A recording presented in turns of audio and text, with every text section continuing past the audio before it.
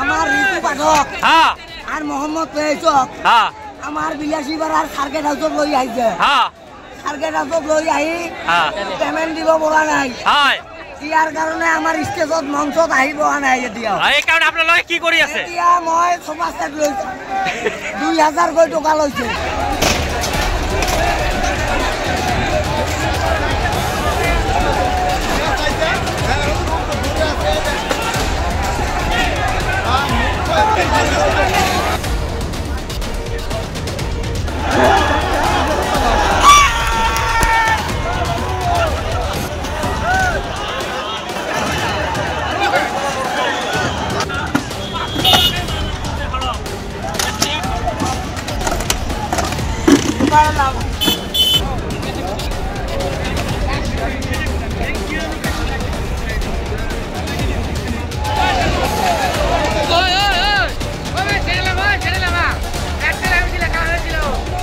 দুর্ভাগ্যজনক কথা হয় আজি দেখিবলৈ পাইছো যে আজি 2025 1 ফেব্ৰুৱাৰীত আমাৰ বিলাসীবাড়াত মোহাম্মদ ফেয়াজৰ কনসাৰ্ট বিলাসীবাড়াত আয়োজক সমিতিয়ে পাতিছিল কিন্তু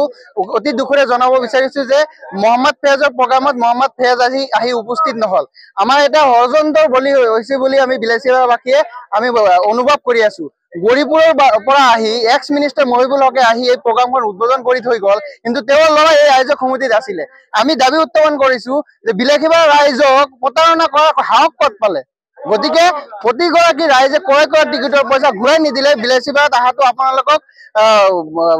আহাটো বন্ধ কৰি দিম গতিকে আৰু বিলাসীবাড়া ৰাইজে এই বুলি এটা প্ৰথম কাণ্ড হল যে এটা এনেকুৱা ডাঙৰ প্ৰগ্ৰাম বিফল হৈ কৰিলে গতিকে আমি দাবী উত্থাপন কৰিছো আয়োজক সমিতিক ধুবুৰী জিলা আৰক্ষী প্ৰশাসনে অতি সোনকালে গ্ৰেপ্তাৰ কৰি ৰাইজৰ যি পইচা টিকিট ক্ৰয় কৰা পইচাখিনি ঘূৰাই দিবলৈ আমি দাবী উত্থাপন কৰিছো হয় কি জনাব দুৰ্ভাগ্যজনক কথা বিলাসীপাৰা বাসীৰ বাবে হয় চাওক এটা কথা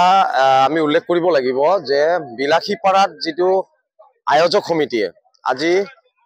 যিটো অনুষ্ঠান ইয়াতে আৰম্ভ কৰিছিলে 2000 পৰা 1500 টকা টিকেট সংগ্ৰহ কৰি আয়োজক সমিতিয়ে এটা অনুষ্ঠান ইয়াতে আয়োজক কৰিছিলে দৰ্শকৰ বাবে কিন্তু অতি দুখ আৰু পৰিতাপৰ বিষয় ৰাতি 1 বজালৈকে যিটো মূল শিল্পী সেই মূল শিল্পীক মঞ্চত উঠাব পৰা নাছিলে আৰু যাৰ বাবে ৰাইজে ক্ষোভিত হৈ চকী মেচ আদি ভাঙি চুৰমাৰ কৰে স্বাভাৱিক কথা আৰু এইটো হ'ব এই কাৰণে হৈছে কাৰণ আমি শুনিছো যে আয়োজক সমিতিয়ে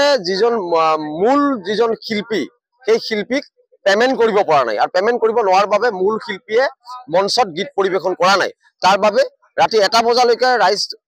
মানে ধৈৰ্য ধৰি এই অনুষ্ঠানটো উপভোগ কৰিছিলে কিন্তু যেতিয়ালৈকে 1 বজাৰ পিছতো যেতিয়া এই মূল শিল্পী দুগৰাকীয়ে যেতিয়া অনুষ্ঠানত ভাগ নললে ৰাইজ ক্ষোভিত হৈ পৰিলে আৰু উত্তেজিত ৰাইজে চকী মেচ আদি ভাঙি চুৰমাৰ কৰিলে গতিকে আমি বিলাসীপাৰা প্ৰেছ ক্লাব হিচাপেও আমি